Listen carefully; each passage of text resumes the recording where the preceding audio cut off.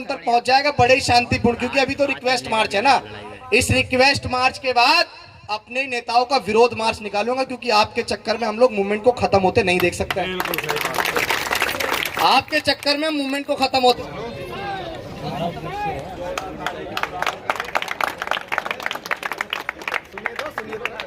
मालाओं के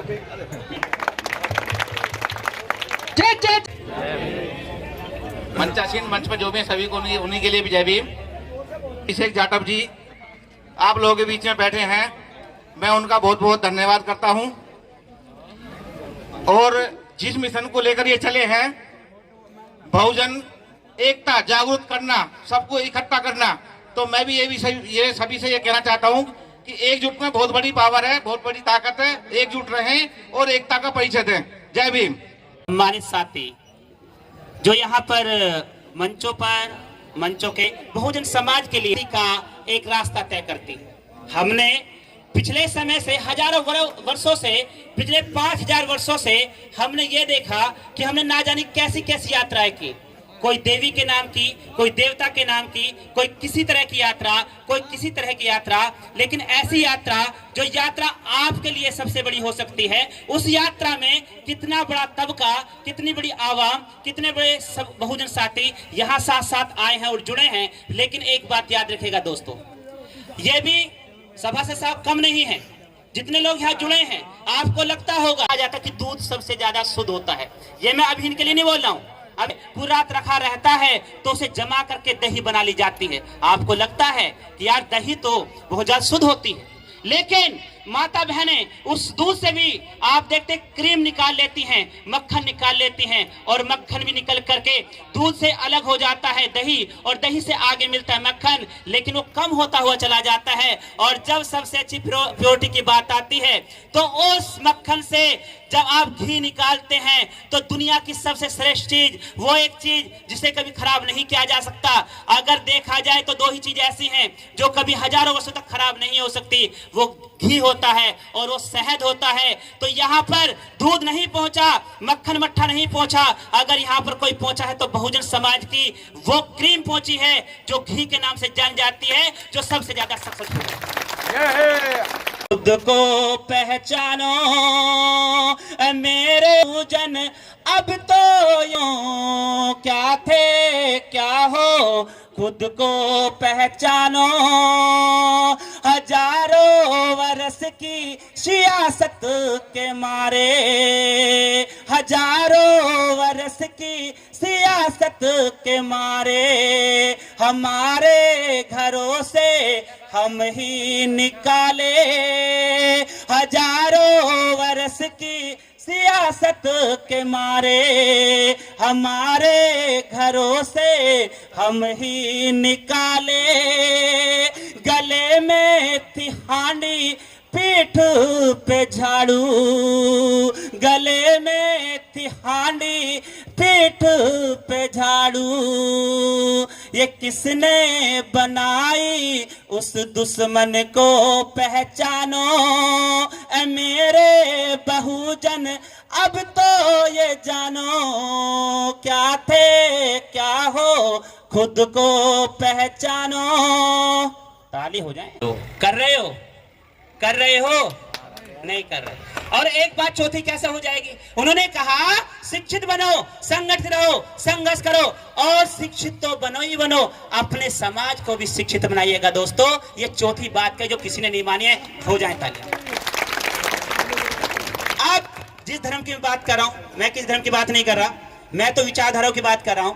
जिस धर्म को हम ढोके लेके चल रहे थे, ये माता बहनें बैठी हुई हैं, उसमें एक कहानी थी सती प्रथा। कौन सी प्रथा थी? सती। मान लीजिए अभी एक वर्ष और आने वाला है, 2-4 दिन में बड़ा, और पति अभी मरा, और एक लड़की को, एक विधवा को साथ के साथ उसके साथ जला दिया जाता था। पता है नहीं पता है? अगर गलती से पत्नी मर जाए, आज तक कोई पति मरा उसके साथ में? और दूसरी चीज, ये सारी जो करवा चौथ का व्रत रखती हैं, बाबा जी LIC मिलते 3 LIC। पहली, बच्चा पैदा हुआ, होई का व्रत। किसका व्रत बोलो? पहला व्रत होई का व्रत, एक नियम। दूसरा, लड़का भी बड़ा होने लगा, 16 वर्ष शुरू हो गए कि लड़का अच्छा मिले, 2 पॉलिसी उसके नाम होगी, मरेगा नहीं। ब्याह होते ही तीसरी एक पॉलिसी आ जाती है, करवा चौथ का व्रत। ऐसा है नहीं है? लेकिन आज तक एक भी पत्नी ने अपने श्रृंगार के अलावा कुछ ना मांग के एक बार ये ना कहो कि पतिदेव अब की बार एक हेलमेट आप हमसे ले लो, तुम जाते हो बिना हेलमेट के, कभी कुछ हो जाए, घर से निकलता है राम नाम सत्य हो जाता है। कभी उनके बारे में ऐसे भी सोच लिया करो। दूसरी बात, जितनी महिलाएं, मैं तो सीधी कहती, आंगन में खिलती फुलवारी, जब छोटी बच्ची होती है तो कहते देवी है, उसे कन्या के रूप में जाना जाता है, कन्या पूजी जाती है। बड़ी होती है लक्ष्मी के रूप में है, घर में आ जाए तो माता के रूप में है, एक लक्ष्मी के रूप में आती है। तब ये तीनों चीज मैं देता हूं और कहता हूं, कभी थी माता, कभी थी दुलारी, कभी थी आंगन में खिलती फुलवारी, धर्म भी ऐसा जो नंगा करा दे, माँ बहन बेटी को जिंदा जला दे, वहारी नारी क्यों सती थी नारी, बतारी नारी क्यों सती थी नारी, कैसा विधान मनु ने बनाया, धर्म के दलालों ने नंगा कराया, क्यों सियासत ने ऐसी बदली कहानी, माँ बहन बेटी की लूटी जवानी, अगर मर जाए पति तो जिंदा जला दे, भांग पिला क्यों चिता में बैठा दे, क्यों पड़ता था सहना तुझे दुख नारी, क्यों पड़ता था सहना तुझे जुल्म नारी, कभी थी माता, कभी थी दुलारी, कभी थी आंगन में खिलती फुलवारी। समझ में आया? महाकार्णिक तत्व बुद्ध और विश्व रत्न बोधिसत्व बाबा साहब डॉक्टर भीमराव अंबेडकर के चरणों में नतमस्तक करते हुए और आज इस मंच पर मंचासीन, मैं ऐसा मानता हूं कि कहीं ना कहीं हमारे नेताओं की कमी खामी की वजह से आज हमारा समाज जो बाबा साहब डॉक्टर भीमराव अंबेडकर या मान्यवर काशीराम साहब का जो मिशन था वो पीछे जाता जो दिख रहा है, वो कहीं ना कहीं हमारे बड़े जो नेता हैं उनकी कमियां खामियों की वजह से आज समाज पीछे जा रहा है। बाबा साहब डॉक्टर भीमराव अंबेडकर ने हमें सारे अधिकार दिए, शिक्षा का अधिकार दिया, वोट डालने का अधिकार दिया, नौकरियों का अधिकार दिया, और हम लोग बाबा साहब की जयंती भी मनाते हैं, जयंती मनाकर सो जाते हैं। कहीं ना कहीं वो हमारे नेताओं की कमियों के कारण आज वोट का अधिकार ईवीएम मशीन के माध्यम से खत्म हो गया है। जहां हम वोट डाल रहे हैं, वोट हमारे जिसे हम वोट देना चाह रहे हैं वो वोट वहां नहीं पहुंच रही। इसका मतलब ईवीएम मशीन के माध्यम हो जाएंगी। पुलिस की नौकरी या टीचर की नौकरी बहुत बड़ी नौकरी नहीं होती। बड़े बड़े पदों पर जितने सरकारी विभाग हैं सभी को बेचा जा रहा है उद्योगपतियों के द्वारा। तो बाबा साहब ने जो नौकरी का अधिकार दिया वो भी खत्म होता जा रहा है, जिससे वो हमारा संवैधानिक अधिकार है। तीसरा, जब तक हमारी शिक्षा अच्छी नहीं होगी तब तक हम क्योंकि बाबा साहब इतना सब कुछ हमारे लिए कर पाए तो वो शिक्षा की वजह से ही कर पाए। आज जितनी हायर एजुकेशन है, उन जितने प्रोफेशनल कोर्सेज हैं, उन्हें निजीकरण के माध्यम से उन्हें सरकारी विभागों को, सरकारी संस्थानों को बेचा जा रहा है और सरकारी स्कूलों में जो मिड डे मील बांटा जा रहा है, इससे भी अभी रिपोर्ट आई थी, इसमें कहा गया कि उससे हमारी शिक्षा का स्तर डाउन गया है। मतलब सरकारी स्कूलों में 95% इस बहुजन समाज की जिस कारवां को मैं यहाँ तक लेकर आया हूँ, यदि मेरे मानने वालों तुम उसे आगे ना बढ़ा सको तो पीछे भी मत ले जाने देना। लेकिन जब हम चिंतन करते हैं तो आज वो बाबा साहब डॉक्टर अंबेडकर का मिशन पीछे जाता पड़ रहा है। हम लोग शिक्षा से जुड़े हुए हैं तो इसलिए हम सी में जो हापुड़ के जो जितने सोशल एक्टिविस्ट हैं मोस्टली वहाँ पे पहुँच रहे हैं। तो वो कहीं ना कहीं वो टाइम गलत सा चुन गया, क्योंकि आज अभिषेक जी हमारे बीच में आए हैं, बहुजन समाज की मेरी माता बहनें प्यारे भाई बैठे हैं, हम उनका पूरे हापुड़ की तरफ से हार्दिक अभिनंदन और स्वागत करते हैं। यदि आप सही दिशा में काम करोगे तो मैं आशा और विश्वास के साथ मैं अपनी वाणी को विराम देता हूं। जय भीम, नमो बुद्धाय, जय मूल्यवासी। यहाँ की आयोजक कमेटी जिन्होंने बहुत अच्छा कार्यक्रम किया, जिसमें हप्पू भाई और सब लोगों का नाम ले पाना उचित नहीं है, सभासद साहब और कवि जो है कविताएं आपको सुनाई, और हमारा सौभाग्य हुआ कि हमारे कार्यक्रम में अचानक आए, क्योंकि हम तो इस सभी संतों गुरुओं महापुरुषों को नमन करते हुए तथागत बुद्ध, संत कबीर, भगवान वाल्मीकि महाराज, बिरसा मुंडा, गुरु घासीदास, पाखंडवाद के धूल विरोधी रहे पेरियार, ईवी, रामा स्वामी नायकर, और इस देश में शिक्षा की अलग जगाने वाले राष्ट्रपिता ज्योतिबा फूले, मां सावित्रीबाई फूले, उनके इस संघर्ष में उनका साथ देने वाली मां फातिमा शेख, उनके भाई फतेहुर रहमान, और हमारे आरक्षण के जनक छत्रपति शाहू जी महाराज, हमें आपको मान सम्मान स्वाभिमान की जिंदगी देने वाले, भारत के भाग्य विधाता, नारी के मुक्ति दाता, करोड़ों शोषित वंचित पीड़ितों के मसीहा, विश्व रत्न डॉक्टर बाबा DS4 और बहुजन समाज पार्टी के संस्थापक मान्यवर कांशीराम साहब के चरणों में नमन करते हुए अपनी बात को शुरू करूंगा। साथियों, ये बात किसी से नहीं छुपी है, ये सबको पता है। जो लोग समाज में और मूवमेंट में काम कर रहे हैं उन लोगों को बहुत अच्छे से पता है कि बीती 23 जुलाई से बाबा साहेब अम्बेडकर की जन्मस्थली मध्य प्रदेश के महू से एक मार्च चल रहा है, और जिस मार्च का नाम है बहुजन जागो मार्च, और जिसका उद्देश्य है कि बहुजन नेताओं साथ में आओ। यहां लोग नहीं पहुंचे हैं, हम गंदी सियासत को हमेशा से जानते हैं।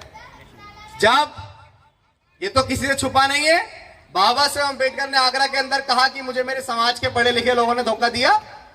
मान्यवर कांशीराम साहब ने कहा, जब वो सहारनपुर गए थे तो समाज के लोगों ने काले झंडे दिखाए, लेकिन आज जो लोग अपने ही लोग अपने तमाम कार्यकर्ताओं को फोन करके कहते हैं कि भी अभिषेक के मार्च में मत जाना। मैं आप तमाम लोगों से एक बात कहना चाहूंगा, फिलहाल तो आपको स्थापित करने की लड़ाई लड़ रहे हैं। भाई अभिषेक तो कोई नेता बनने निकला नहीं है, अभिषेक तो एक इन्फ्लुएंसर था, अभिषेक तो छोटी मोटी शायरियां करता था, अब समाज ने उसको पहचान दे दी। एक नौजवान युवा बहुत बड़ा वर्ग उसके साथ जुड़ गया, तो सोचा कि भाई इस पहचान को खराब न किया जाए के आजीवन। लेकिन आज हम किस पायदान पे खड़े हैं? नीले झंडे के नीचे सत्यता यही है कि हम 2024 में एक भी सांसद बनाने की औकात नहीं रखते हैं, नहीं रखते हैं ना बनाने की औकात। इसीलिए हमने सोचा कि क्यों ना एक यात्रा शुरू कर दी जाए जो परिवर्तन के लिए है, जो यात्रा व्यवस्था परिवार को छोड़कर चले गए, जिस कारवा को माननीय बहन जी ने बहुत अच्छे से चलाया। हम किसी के संघर्ष को कभी डिनाई नहीं कर रहे हैं, ना हमने कभी भी अपनों का विरोध करना सीखा। ये नौजवान यहाँ खड़े हैं, अभी ये मट्टी का वो पुतला है जिसको कुम्हार, लेकिन इन नौजवान युवाओं को समझाने की जिम्मेदारी हमारी है। मैं आपसे एक निवेदन करना चाहता हूं, वर्तमान समय में जो सबसे बड़ा क्राइसिस हमने देखा, वो क्राइसिस हमने ये देखा कि आज हमारा समाज बहुत सारे भागों में बटा हुआ है। समाज के पास कितने सारे नेता हैं। अगर आज हम बहुत महत्वपूर्ण नेताओं की बात करें जिनकी तरफ समाज बड़ी आशा भरी नजरों से देख रहा है, मैं कोई पॉलिटिकल व्यक्ति नहीं हूं, ना मैं किसी पार्टी और संगठन से अपना ताल्लुकात रखता हूं। उसका कारण यही है कि किसी एक पार्टी और संगठन की कट्टरता रखने से मुझे पता है कि हमारा मूवमेंट साकार नहीं होगा, तो इसीलिए मैं किसी एक पार्टी संगठन की कट्टरता नहीं रखता हूं। आप मुझे बताओ, जितने लोग यहाँ खड़े हैं तमाम लोग सभासद जी नहीं चाहते कि मायावती जी और चंद्रशेखर आजाद जी एकजुट हो जाए। पूरा समाज चाहता है, नहीं चाहता है? तो अगर इस मांग को मैंने छेड़ दिया तो कोई गुनाह कर दिया? कोई गुनाह कर दिया? और जो लोग यहाँ हापुड़ के अंदर कार्यकर्ताओं को, पदाधिकारियों को फोन करके कह रहे हैं, हमारे पास स्क्रीनशॉट है, हमारे पास तमाम लोगों के वो व्हाट्सएप के मैसेजेस है जो कह रहे हैं कि अभिषेक के कार्यक्रम में मत जाना वरना पार्टी से निष्कासित कर दिए जाओगे। तो मेरे भाई, बाबा साहेब अम्बेडकर ने इस देश में संविधान दिया, और संविधान के अंदर आपको लोकतंत्र मिला, और लोकतंत्र से आपको जनता की पावर मिली। और जब यार संविधान ही खत्म हो जाएगा, लोकतंत्र खत्म हो जाएगा, जनता की पावर ही खत्म हो जाएगी, तो पार्टी नहीं बचेगी, तो प्रोटोकॉल का क्या करोगे? क्या करोगे उस प्रोटोकॉल का? हम तो एक बात जानते हैं और सबको समझा रहे हैं कि हमारी आजादी को मात्र 7 से 8 महीने का एक समय बचा है। प्रधानमंत्री के आर्थिक सलाहकार विवेक देबरॉय को बदलने की बात, आरएसएस, उसको स्थापित हुए 100 साल हो जाएंगे 2024 के बाद। तो उसका तो एक लक्ष्य है कि वो भारत के संविधान को बदले, लेकिन जो लोग भारत के संविधान को बचाना चाहते हैं उन लोगों को एकजुट होना चाहिए, नहीं होना चाहिए यार? मैं आप सभी से इसलिए कह रहा हूं, आज फिलहाल किसी एक नेता की अंधभक्ति छोड़ दीजिए, आज फिलहाल किसी एक पार्टी की अंधभक्ति छोड़ दीजिए, और जिन लोगों को ये लग रहा है उनको एक नज़्म सुना देता हूं अपने लोगों को। हमेशा से वो कहावत है ना कि हमें तो अपनों ने लूटा, घरों में कहाँ दम था, तो हमें तो अपने भी नहीं लूट सकते। फिलहाल तो हम लोग ऐसी स्थिति में खड़े हैं कि मेरे आक्रामकता को तमाम लोग जानते हैं और तमाम नौजवान युवा जानते हैं। जब मैं विरोधियों को जूतों से पानी पिलाना जानता हूं, तो मैं अपनों को, जो लोग मूवमेंट को खराब करें ना, उनको भी पिलाना जानता हूं, याद रखना। और एक बात याद रखना कि अभी तो बड़े ही शांति से मैं मध्य प्रदेश से निकला और मैं जंतर मंतर जाऊंगा बड़े ही शांतिपूर्ण तरीके से, लेकिन अभी देख रहा हूं कि सामाजिक परिवर्तन की इस मुहिम में कौन कौन व्यक्ति अड़ंगा बन रहा है। और एक बात याद रखना कि जो नौजवान जब हुंकार भरता है तो निजाम बदलते हैं। और आप ये सोच रहे हो कि आप मेरे हौसले को तोड़ दोगे, तो हार जाऊंगा मैं, सोचना छोड़ दो, ख्वाब टूटूंगा ये देखना छोड़ दो, इस मिशन के लिए जा भी कुर्बान है, रुक मैं सकता नहीं, रोकना छोड़ दो, रुक मैं सकता नहीं। मैं निर्भर हो गया था कुछ लोगों पे, लेकिन आज मैं आपको जुबान दे रहा हूं कि 26 तारीख को जब हमारा मार्च, अब गलती से डेट निकल गई जुबान से, मैंने सोचा था कि भाई हापुड़ जाके ऐलान करेंगे क्योंकि समाज का गढ़ माना जाता है। तो मैं आप लोगों से एक विशेष बात कहूंगा, आप तमाम लोग वीडियोस भी बना सकते हैं और उसको शेयर भी कर सकते हैं सोशल मीडिया पे, कि हमारे पास क्योंकि एक यही तंत्र है आ रहा है। और बहुत सारे लोगों ने बहुत सारे लालछन वहां से यहाँ तक लगाए। जब बहुत सारी जगह भीड़ दिखी, लंबी लंबी गाड़ियों के काफिले दिखे, तो बहुत सारे लोगों ने कहा कि इसको तो अखिलेश यादव ने भेजा है चंद्रशेखर आजाद का फ्रंट बनाने के लिए। अब बताओ मुझे अपनों के खिलाफ कौन उतार सकता है? किसी की औकात? भाई मैंने तो साबित किया ना, मैंने तो हमेशा से समाज के अंदर कभी भी कोई परेशानी और पीड़ा हुई, मेरी बहुत छोटी सी उम्र है और मैंने सिर्फ और सिर्फ मूवमेंट को गहराई से जान लिया, और इसीलिए मैं जमीन पे उतर गया कि अपने समाज को, अपने नौजवानों को भी उस मूवमेंट को गहराई से समझा दूं। अब मैं आपको बता दूं कि आने वाली 26 नवंबर, जिस दिन संविधान दिवस है, जिस दिन बाबा साहेब अम्बेडकर ने 26 नवंबर 1949 को 2 साल 11 महीने 18 दिन में भारत के संविधान को बना के पूर्ण रूप से तैयार कर दिया था, उसी दिन को हमने इस मार्च के पहले पड़ाव की समापन की डेट दिल्ली के जंतर मंतर पे रखी है। और मैं तमाम देश के जितने भी लोग हैं, मैं उन तमाम लोगों से निवेदन करता हूं कि अगर आज आप फूले शाहू पेरियार ललई अंबेडकर और मान्यवर कांशीराम साहब की मूवमेंट को बताना चाहते हैं, अगर आप चाहते हैं कि मायावती, चंद्रशेखर आजाद, उदित राज, वामन मेश्राम, प्रकाश अंबेडकर, रामदास अठावले, चिराग पासवान, अखिलेश यादव, जयंत चौधरी, M.K. स्टालिन, पप्पू यादव और तमाम बहुजन समाज के वो नेता जिनको आज हम लोग जाटव, वाल्मीकि, कोरी, कुर्मी, पासी, धोबी, धानु, कहीर, गडरिया, गुज्जर, जाट, नाई, यादव, तेली, कुमार, महार, डोम, पटेल, मुस्लिम और तमाम उन जातियों में जानते हैं जिनके खिलाफ भारत के संविधान से पहले शोषण समान था, जिसको मान्यवर कांशीराम साहब ने बहुजन समाज कहा, उन लोगों को एकजुट करने के लिए मैं हूं। और जब 26 नवंबर को दिल्ली के जंतर मंतर पहुंच जाऊंगा, उसके बाद बहुत जल्द आप एक आक्रामक अभिषेक को उसी तहसील चौराहे की बाबा साहेब अम्बेडकर की प्रतिमा से देखेंगे। और अगर हजारों की भीड़ ना होगी ना वहां, तो मेरा नाम भी अभिषेक जाटव नहीं। हमने हमेशा से साबित किया, बहुत शॉर्ट नोटिस में प्रोग्राम था, इसीलिए मैं यहाँ आया।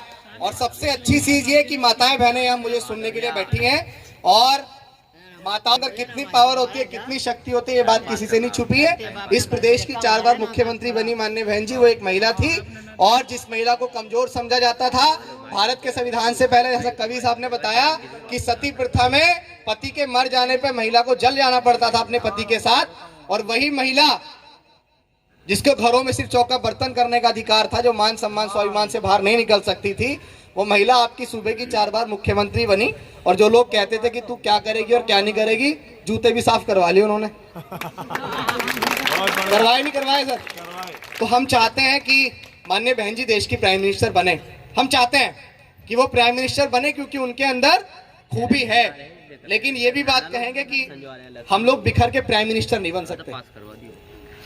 हम लोग बिखर के एक क्षेत्र का विधायक भी नहीं बन सकते, प्राइम मिनिस्टर तो छोड़ दीजिए। जहां तक मुझे याद है, मान्यवर कांशीराम साहब ने जब मूवमेंट चलाया और बहुजन समाज पार्टी का मूवमेंट जब बिल्कुल पीक पे था, तब हमारे 22 सांसद जीत के आए थे, सिर्फ 22। और उसके बाद से वो स्थिति गिरने पे है ना सर। और आज हमें कितने सांसद चाहिए प्रधानमंत्री बनने के लिए? मुझे लगता है 300 के पार का आंकड़ा चाहिए। और कहां 22 और कहां 300।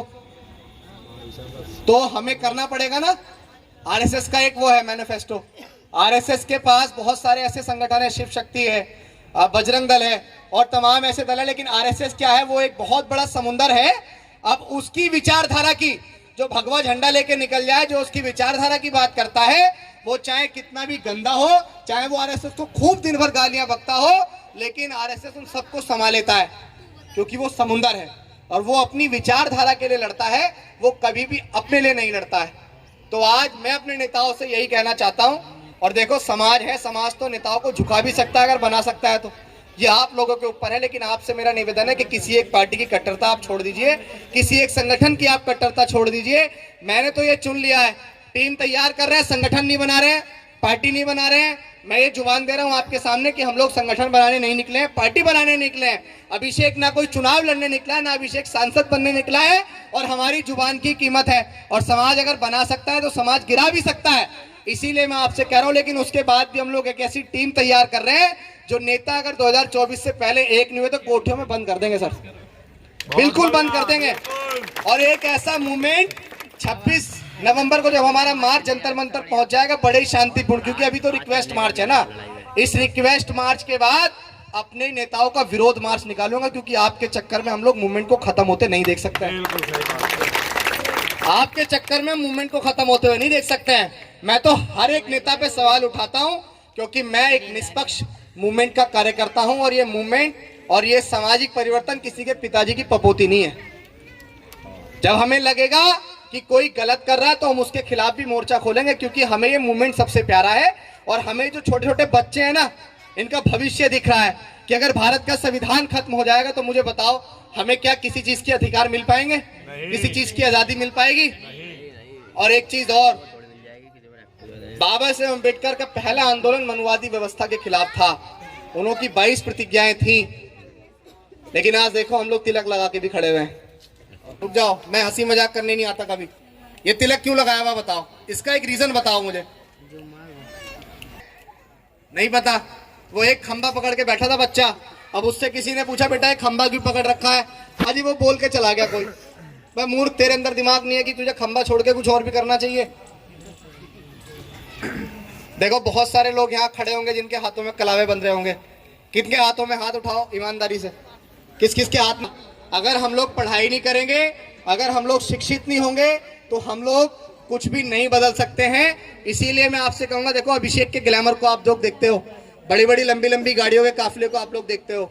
आप लोगों ने देखा, इसी हापुड़ की बात है, पिछले साल हमारे काफिले को वहां रोक लिया था पिलखवा टोल पे बहुत सारे पुलिस वालों ने, तो आप लोगों ने वो ग्लैमर भी देख लिया। लेकिन कभी अभिषेक की शिक्षा को जानने का प्रयास किया? बिना पढ़ाई के नहीं कूदता अभिषेक मैदान में, ना पुलिस वालों से लड़ने की हिम्मत होती बिना पढ़ाई के। मैं लॉ का स्टूडेंट हूँ, और जब तक हमें ज्ञान ही नहीं होगा तो हम लोग पुलिस वालों से लड़ जाएंगे, हम लोग उनसे मुंहजोरी कर लेंगे, 1 मिनट में उठा के बंद कर दोगे। लेकिन जब तुम्हारे पास ज्ञान होगा, मैं तुम्हें बता रहा हूँ, यहाँ तुम्हारे हापुड़ के वही प्रशासन घुटने पकड़ रहे थे मेरे बंद कमरे के अंदर, और मुझसे कह रहे थे कि अभिषेक जी प्लीज दिल्ली लौट जाओ वापस, हमारे साथी गवाह हैं बंद कमरे के अंदर। ले आजमाया करो, मुश्किलें देख कर मुस्कुराया करो, दो निवाले भले कम ही खाया करो, अपने बच्चों को लेकिन पढ़ाया करो, अपने बच्चों को लेकिन पढ़ाया करो। आज मेरी आवाज तो मुझे लगता है घरों तक जा ही रही है, और जो लोग अपने घरों में भी हैं, मेरी बात वो भी सुन लेना। और मैं आपसे कहना चाहता हूं कि ये मूवमेंट सिर्फ मेरा नहीं है, ये मूवमेंट सिर्फ यहाँ जितने लोग बैठे हैं उनका नहीं है, ये मूवमेंट तमाम उन लोगों का है जिन लोगों ने बाबा साहेब अम्बेडकर के बनी संविधान से आरक्षण की मलाई चाट के नौकरियां लगाई, आरक्षण की मलाई चाट के आगे बढ़े, और आज वो 100 50 200 बीघे की जमीन लेकर आज अपने आप को तुर्रम खां समझ रहे हैं।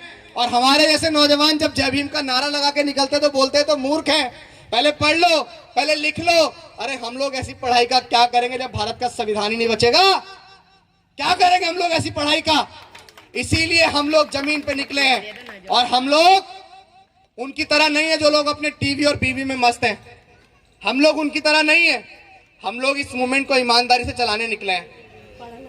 बहुत सारे लोग आज भारत के संविधान को बदलने की बात कर रहे हैं। मैं तो विरोधियों की छाती पे भी बोलता हूँ, ये कार्यक्रम यहाँ हुआ, लेकिन ठीक है, जंगल में मोर नाचा किसने देखा? हमें तो प्रोग्राम कहीं बाहर करना था, अब हो गया, वो ठीक है। लेकिन आज बहुत सारे लोग भारत के संविधान को बदलने की बात कर रहे हैं। आज बहुत सारे लोग ये कहते हैं कि भारत के संविधान को बदलना चाहिए। औकात थी तो लिखवा लेते ना किसी से, जब क्यों लिखवाया हमारे रहबर से? नाच ना जाने आंगन टेढ़ा। जब तुम्हें आज संविधान के अंदर कमी नजर आ रही तो उस समय बनवा लेते। मैं हमेशा उन लोगों के लिए एक शायरी कहता हूं कि हम अम्बेडकरवादी है बेटा, कि हम अम्बेडकरवादी है बेटा। जिस दिन औकात पे आ गए ना तो तुम्हारी सारी कर्मी झाड़ देंगे। और बाबा साहब को गाली मत देना दोबारा कि संविधान को बदलने की बात मत करना दोबारा, वरना हम भी कानून भूल गए ना तो जितनी तुम्हारी लंबाई है उससे दुगना जमीन में गाड़ देंगे।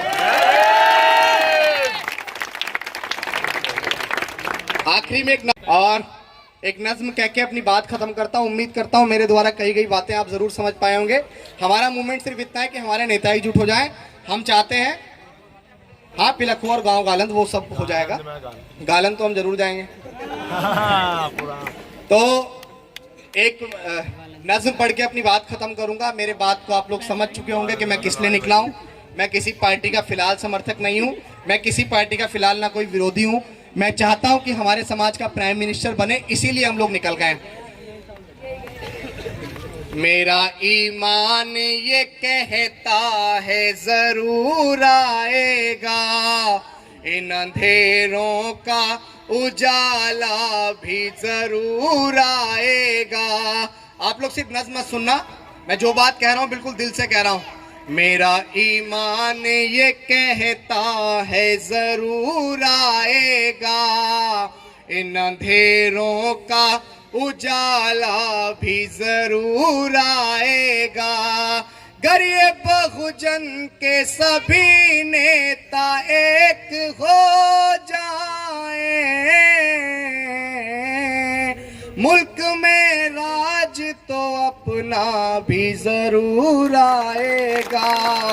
मेरा ईमान ये कहता है जरूर आएगा। तकलीफ होती है ना यार, आज इस देश में आबादी हमारी सबसे ज़्यादा है। हम लोग कहते तो हैं कि हम लोग 85 से 87% इस देश में हैं, लेकिन आज अगर मूछे रखने पे हत्याएं किसी की होती है तो बताओ किसकी होती है? हमारे समाज की होती है ना यार। आज भी अगर बहन मनीषा वाल्मीकि को रात के 2:30 बजे कूड़े करकट के साथ जला दिया जाता है, किसके समाज की थी? पायल तड़वी, रोहित वेमुला, जितेंद्र मेघवाल, इंद्र मेघवाल और तमाम ऐसे केस। और अभी आपके मेरठ के अंदर एक ठेकेदार को उसके पैर में कील ठोक के उसको जिंदा लटका दिया, मार दिया।